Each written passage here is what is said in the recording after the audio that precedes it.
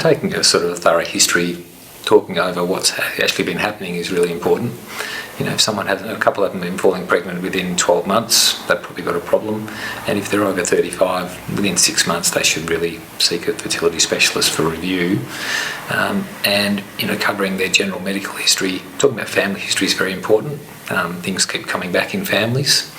And then, you know, covering some really obvious things, checking sperm, making sure that the woman's ovulating, making sure tubes aren't blocked, and some other, you know, routine blood tests, pelvic ultrasound. There's a few basic tests that you need to sort of do just to make sure there's no obvious problems.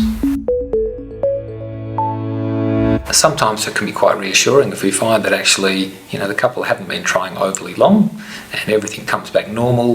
They might have what we call unexplained primary couple subfertility, and for those couples often a little bit more time is all they need, you know, and another 6 months or 12 months, it would be a reasonable thing to do.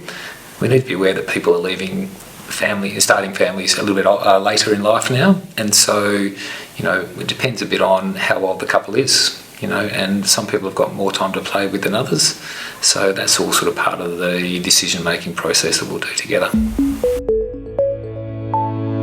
So I'd offer the full range of fertility services, so comprehensive investigation and history taking, and then we'll look at things like testing tubal patency, making sure the tubes aren't blocked, tracking through a cycle to make sure ovulation is perfect, and there can be some quite subtle ovulation dysfunction sometimes that can benefit from treatment. Things like intrauterine insemination, ovulation induction. We can talk about the benefits of flushing tubes with Lipiodol, so a poppy seed oil solution, where there's some evidence that improves spontaneous pregnancies. And then on to IVF, including ICSI and, you know, genetic screening for, you know, people with chromosomal abnormalities themselves, structural rearrangements, or couples who have got a known genetic disorder that they want to avoid passing on to their children.